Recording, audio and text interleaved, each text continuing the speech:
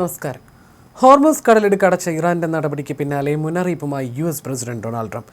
അമേരിക്കയെ ബ്ലാക്ക്മെയിൽ ചെയ്യാൻ ഇറാനെ അനുവദിക്കില്ലെന്നാണ് ട്രംപിന്റെ വെല്ലുവിളി. PTSD ചികിത്സയ്ക്കായി ഉപയോഗിക്കുന്ന മരുന്നിന്റെ ലഭ്യത എളുപ്പമാക്കുന്നതിനുള്ള എക്സിക്യൂട്ടീവ് ഉത്തരവിൽ ഒപ്പിട്ട ശേഷം ഇന്ന് നടന്ന ചോദ്യോത്തര വേളയിലാണ് പ്രസിഡന്റ് ഈ പ്രതിസന്ധിയെക്കുറിച്ച് സംസാരിച്ചത്.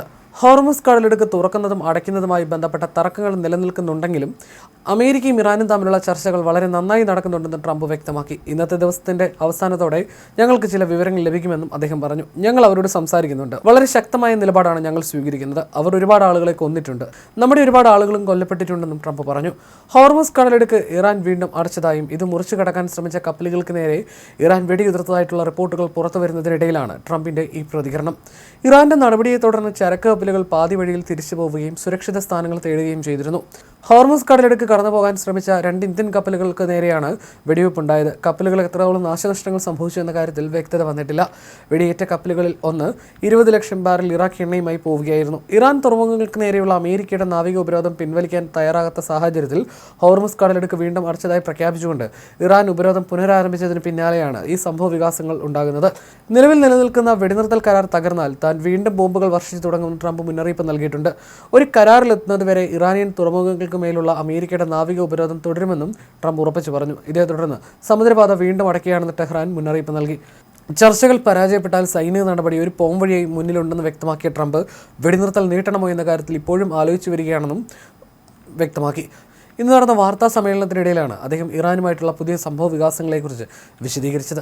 അതേസമയം ഇന്ത്യൻ കപ്പലുകൾക്ക് നേരെ ആക്രമണം ഉണ്ടായതിന് പിന്നാലെ കേന്ദ്ര സർക്കാർ ഇറാനിയൻ അംബാസിഡറെ വിളിച്ചു വരുത്തിയിരുന്നു.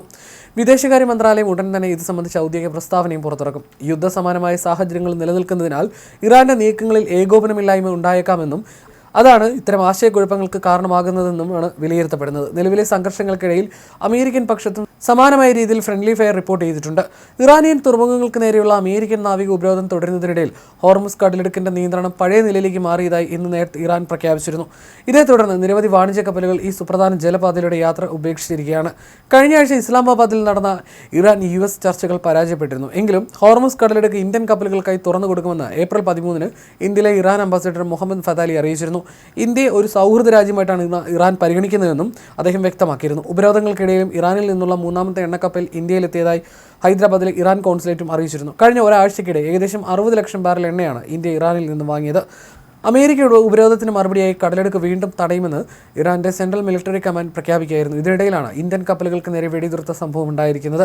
United kingdom maritime trade operations സെന്ററും ഈ സംഭവം സ്ഥിരീകരിച്ചിട്ടുണ്ട്.